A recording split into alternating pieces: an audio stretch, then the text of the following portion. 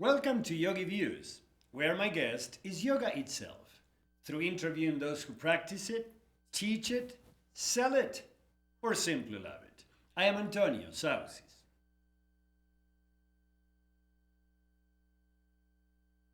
As more and more people want to practice yoga, the need for adjusting the orthodox practices to make them available for those in need becomes greater. While some teachers adjust conceptual aspects to make it feasible for people of different spiritual backgrounds, and others rename the ancient practices to have them be accepted in yoga-resistant circles, others modify the technical aspects of practice.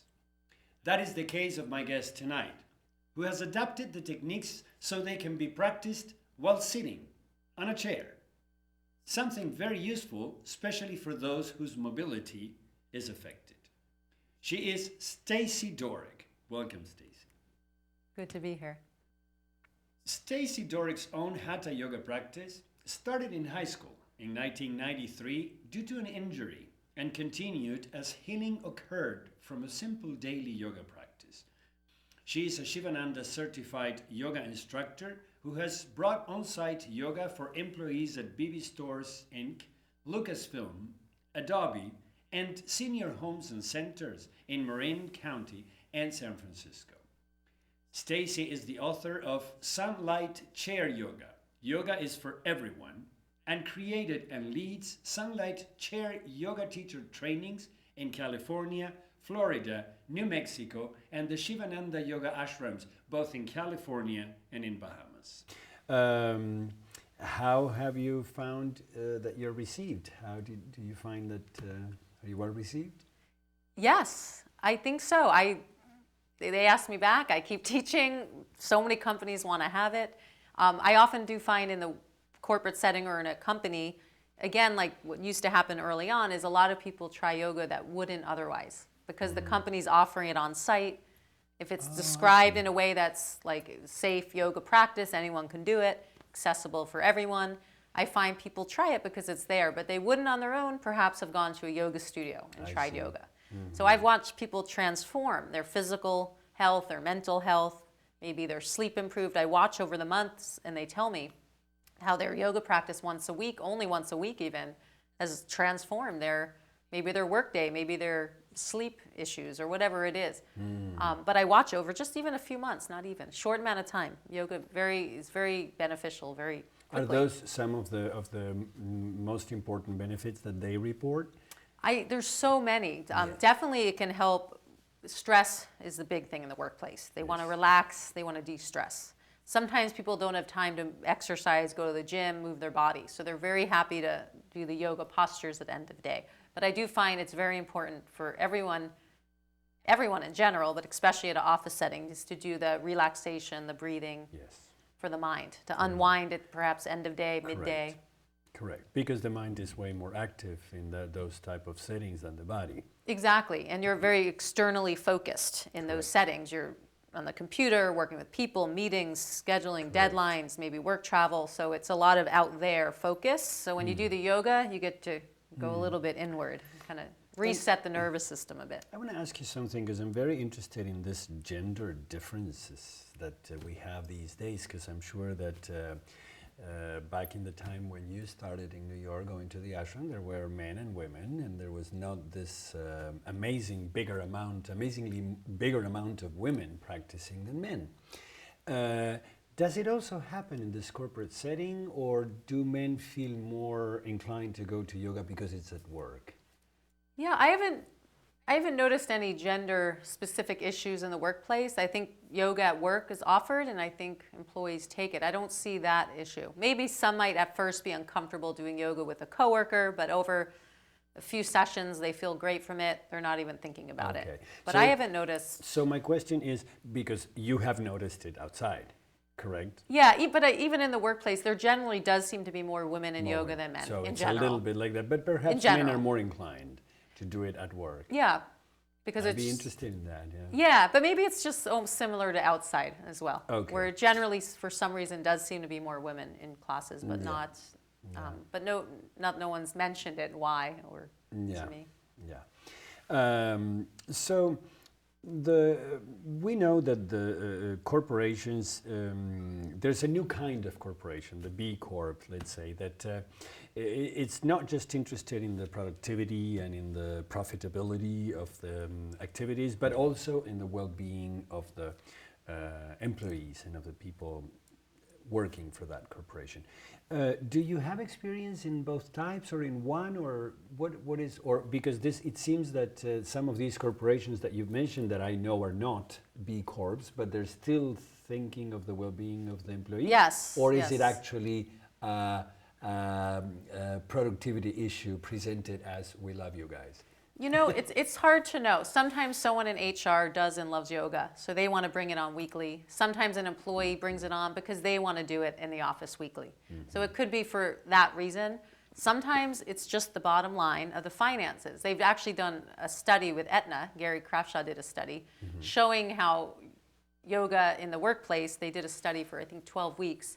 And they literally showed in this study that each employee with this yoga program at work, wellness at work, will save about $3,000 annually per person from an increase of productivity.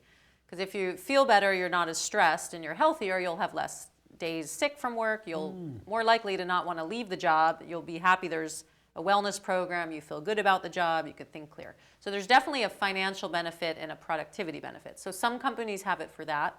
Some are doing it because they actually genuinely want to have a wellness and well-rounded lifestyle for employees, who, especially if they're working long hours. I'd say it varies, the reasons. I'm not even at this point so concerned with why, I'm just happy they have it. It benefits the employees, they feel better at the end of the day. Yeah. Sometimes the person in HR who arranges it just because someone maybe above them or told them let's have a wellness program, eventually they take it and then they need it too because they're stressed and then they love it and benefit. So I just like seeing it kind of unfold, however way it gets in the company. Yeah, and I also would imagine that for some of the very creative corporations that have sprouted in the Bay Area, there's a creativity benefit that comes from the relationships, from developing deeper or more meaningful relationships at work. Yes. Yes, if we call it like team building activity, as any fun activity that the companies offer. Yoga would be that, because they're in a space where they're actually not talking about work, they're not as stressed, they're doing yoga techniques to de-stress. So then after, they might actually say hello a few minutes to a coworker that they wouldn't have otherwise, or feel more at peace or more accepting working with other people. So it can definitely help with the internal relationships within the company. Yes, and that's what can result in a better team constitution or build, because actually yoga is not that group oriented. Even though you practice in a group, you're still with yourself and doing the things yourself. But in any case, I do find also that people are also more appreciative of the companies they work for when the company offers yoga, because they're like, this week was horrible, but I know Wednesday I have yoga and I'm looking forward to it. And then they feel better about the work week knowing that day they have yoga. And then they're appreciative, oh, we're so glad our company offers yoga. It feels like they feel like it's a perk and they care about our well-being. So I find that too. Yeah. So you in a way have answered this, but what do you think are the benefits that chair yoga bring? And it's not just chair yoga. Do you just do chair yoga with them? No, in the offices, sometimes it's regular yoga without a chair on the floor. Or maybe they bring a yoga mat or towel and we do full postures on the ground or standing or seated.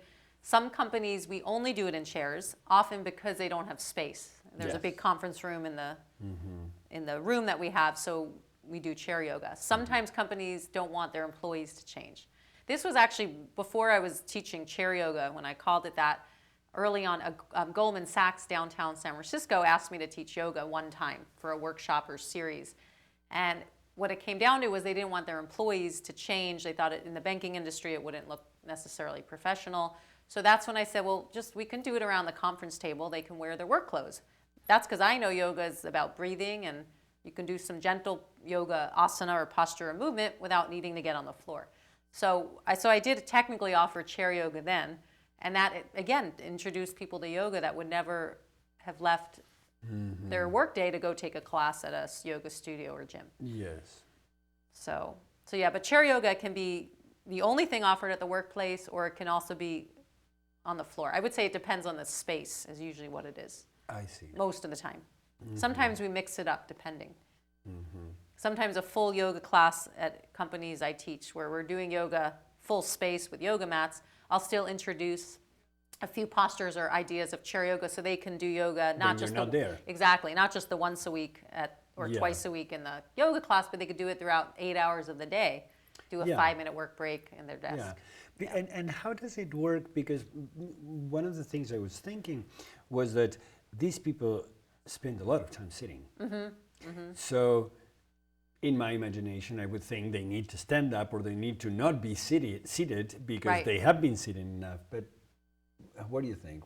Right, so that if I teach a chair yoga class at a company where generally people are able to stand, I have them often, a lot of it I will do standing yoga postures using a chair or the desk for support as you would a yoga prop. So, and then we'll do strength building exercises, warrior postures, chair pose, which is really the powerful pose but you don't sit in the chair. So we use the chair as a prop to actually get out of the chair sometimes, but the chair is useful so we can do some meditation at the end. Yeah. Or some breathing exercises, a few minutes.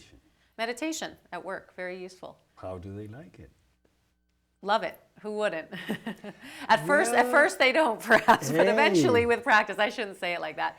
At first, they don't always love it, but if we do it proportionally to a class where they maybe like physical posture, then they're not going to leave for 2 minutes of meditation. I know, but I ask you because when I first moved to the States, I too was trained in a spiritual tradition, and so for me meditation was pretty much a given that it needed to happen at the end. And sometimes people would yell from the back of the class, "We're here for asana, what is this?"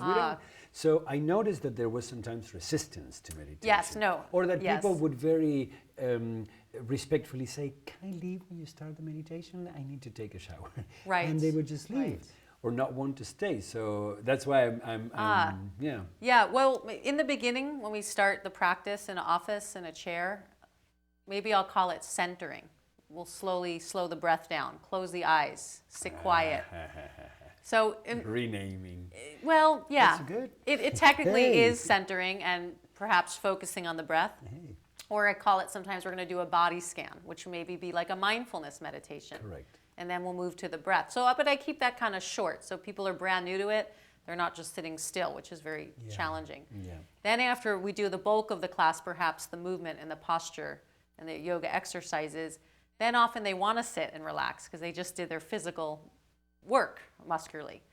And then this is all learned from Sivananda, integral yoga. I'm just using the chair. And then we relax deeply. And then technically, if you're doing yoga posture, relaxation, breathing, you almost don't have to try to meditate. You almost can just sit still because you don't have as many aches, pains, or mental distractions that make you want to move. So I sometimes do the meditation at the end. Good. Centering or awareness check in the beginning. So I kind of make it that good. Knowing they're coming from their desk and spreadsheets and calls and meetings, that we kind of ease in slow. Yes, because meditation is a big part of yoga. Yeah. We know that while yoga offers asana to address the body mainly, and pranayama or breath work to address the mind, the way yoga addresses the spirit is through meditation. And you have named 3 masters, Muktananda, Sivananda, and Satchitananda, the integral yoga guru, who were huge on spirituality and on naming the spirit and on talking about spirit. Do you? I do.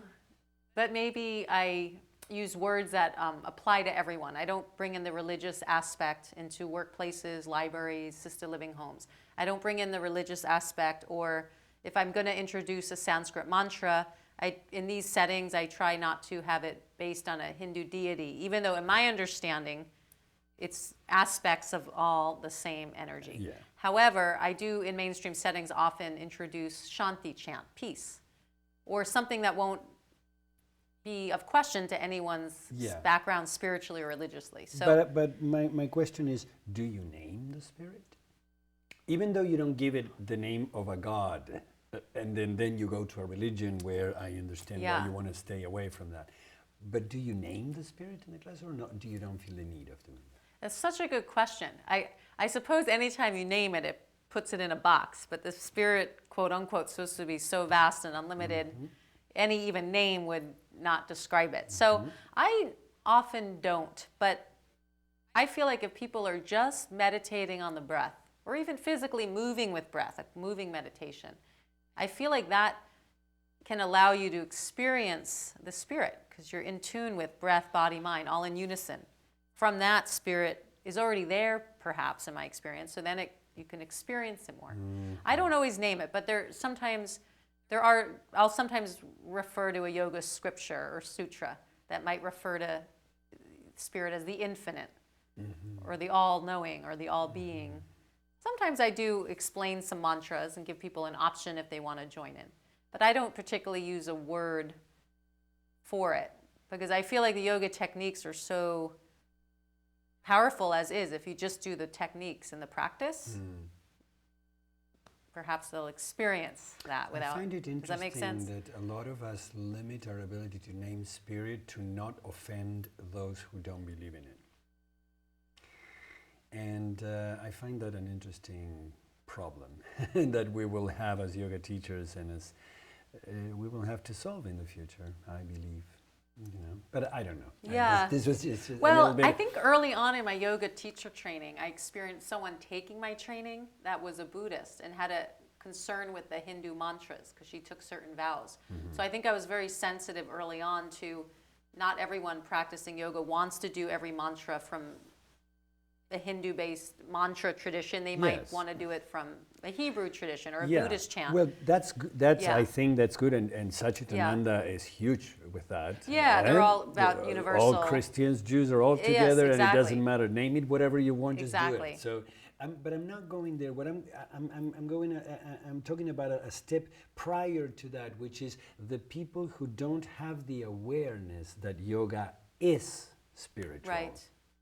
Regardless of, not religious, not as part of Hinduism, but as the cult of the spirit, the cultivation of the spiritual aspects of the self. And that sometimes there's some resistance in some people to just hear it. Right. I think a yoga teacher has every right, though, to introduce it in their experience. And if it's up to people, if they want to go just for the physical postures and relaxation, or for the philosophy and more. I try to introduce a little bit philosophy in each class, but I feel like everyone comes for their own reasons. Yeah. Sometimes they leave and get the benefit that they're seeking. Sometimes it goes beyond. They might come in many people are led to physical posture for injury. Yes. They might come in because their back hurt, or their doctor said try yoga. And then after their back issue might be relieved or eased, then they're doing also breathing, maybe some mantra, and then they've maybe expanded to a whole other understanding of who they are, or connecting to some greater inner power or higher power, but they didn't expect that from yoga. That happens many times, and then it just unfolds. Everyone's different, but I do feel like the more and more you practice yoga posture, the less important it gets over time, in a way, if that makes sense. The yoga posture. Yeah, the more you practice, the more it's still wonderful. You got to exercise the physical vehicle. You're still going to go Regis Mortis when you die. Exactly. As your next door neighbor who never practiced yoga. So exactly. It's not that big value. Exactly. And it's wonderful.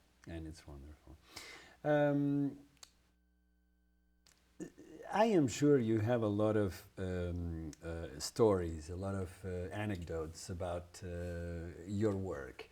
Would you like to share one with us? Sure. Well, so much over the years on that you see a whole bunch of things. I really enjoy when I teach in assisted living homes weekly, and I see a lot of people walking by the class, maybe sitting in the cafeteria or nearby, and I see them kind of looking for weeks and weeks. And then all of a sudden they'll try it. But one student actually said, and they actually, NPR and the California Report did a segment, and they actually interviewed him. He was 82, and they called it Yoga at 82. And he says, yeah, I used to see all the women doing yoga every week, and I thought, what's going on here? I can't put a shame to my sexes. I'm going to try this and put in a good effort. So then he started going, and then he found this incredible transformation from yoga. He said it helped him find his voice. He was going to a speech therapist, and he said he had breathing concerns and issues. And he said from doing the yoga practice, which was in the chair, some seated, some standing, he was able to, by the end of the class, do his singing, or the ohms we would chant.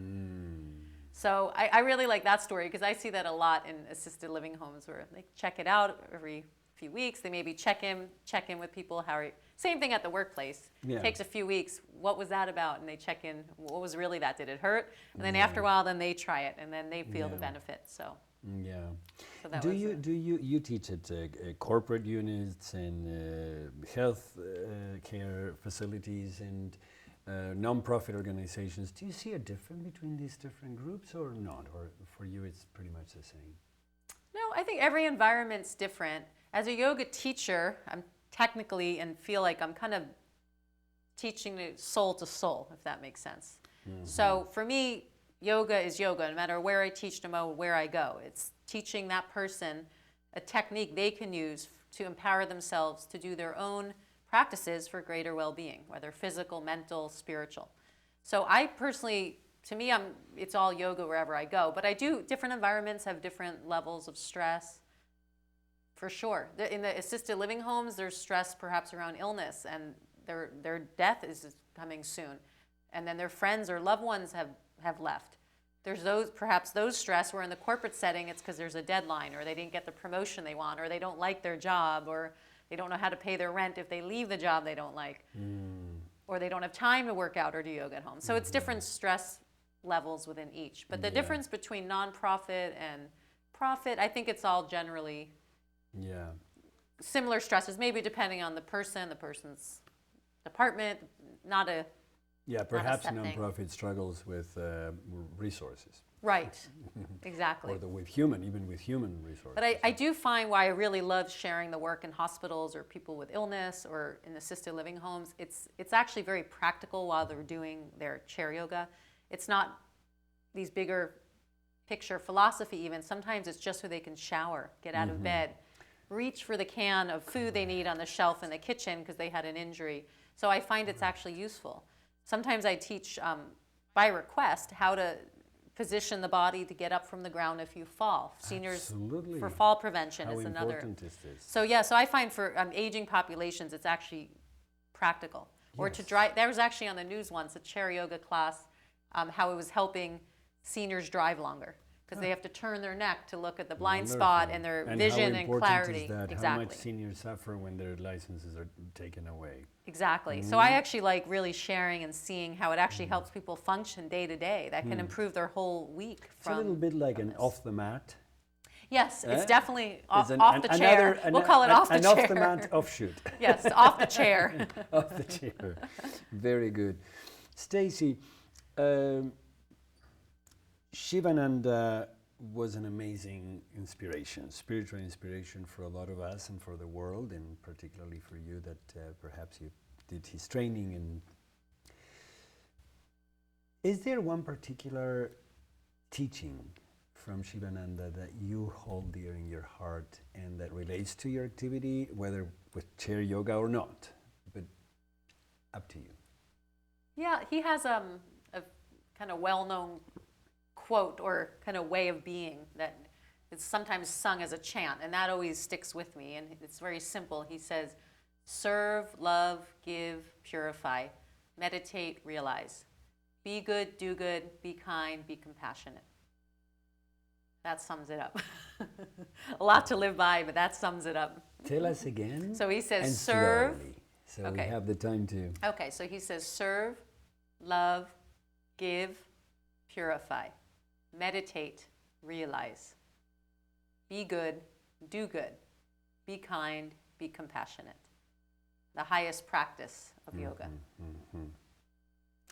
Wonderful. That's a lot to it, but that's a nice one. Yes, that's a nice one. That is very. He was very big. Basically his goal, as most yogis, is about self-realization, realizing who you really are, why you're here. Correct. How you can serve humanity. Yes, correct. Which is something that you have taken very personally.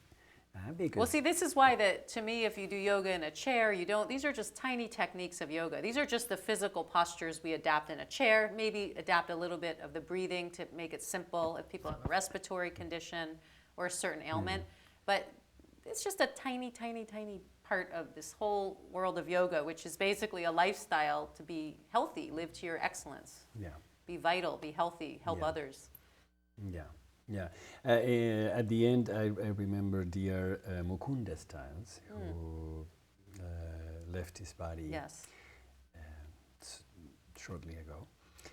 And when I asked him, so what kind of yoga you practice? He would say, yoga. Exactly. So Exactly. I knew you would agree with the yoga. Exactly. Stacie, yoga, and you have been a witness of this process, yoga has become tremendously popular. Whenever something shows up in the world and develops in such an amazingly massive way, it's because it's responding to a need, is responding to a question, Yes. is assisting the society that is accepting that aspect, that concept, that tendency in some way. What are your thoughts in regards to why are we practicing so much yoga? What does yoga have for the modern world? Well, I've watched the wave from '93 when I started practicing. I've watched the wave and watched what it's turned into. I almost feel blessed to be on this planet during this wave as such a lover of yoga, feeling its transformation. I mean, I've watched the progression. It offers so much. That's why so many people are doing it. There's so many styles, traditions, techniques, spin-offs. Now there's combos of yoga with other things. I just find there's so many benefits to it that people are finding what they need from yoga within different lineages, different traditions, different styles, different places. But the benefits are almost as unlimited as yoga techniques are in itself. So it's hard There's so for many. you to pinpoint one. I can go through lists of the benefits. No, but no, it's not the the- benefits.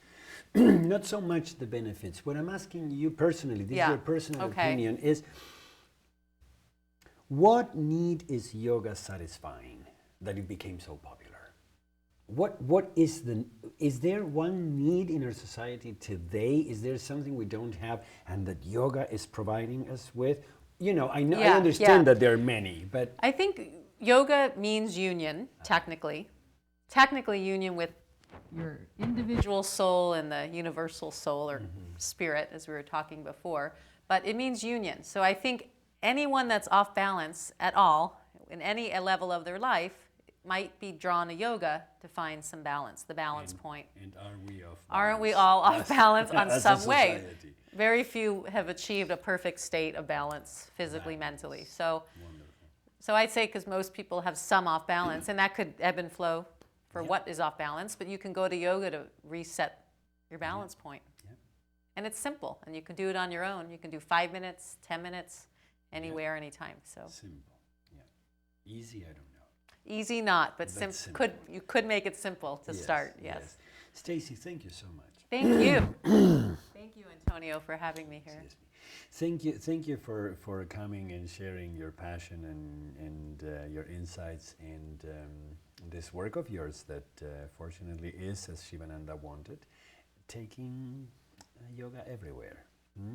So thank you. I wish you well in your endeavors, and I hope to have you back at some point. Thank you, Antonio. Namaste. My guest today is Stacie Dooreck. Her own hatha yoga practice started in high school in 1993 due to an injury and continued as healing occurred from a simple daily yoga practice. She is a Sivananda certified yoga instructor who has brought on-site yoga for employees at bebe stores, Lucasfilms, Adobe, and other corporate units here, and also senior homes and centers in Marin County and San Francisco. Stacie is the author of Sunlight Chair Yoga. Yoga is for everyone, and created and leads Sunlight Chair Yoga teacher trainings in California, Florida, New Mexico, and the Sivananda Yoga Ashrams in California and in Bahamas. I hope you liked our show today. And if you care to let me know, shoot me an email at antonio@yogiviews.com. I look forward to seeing you the next time.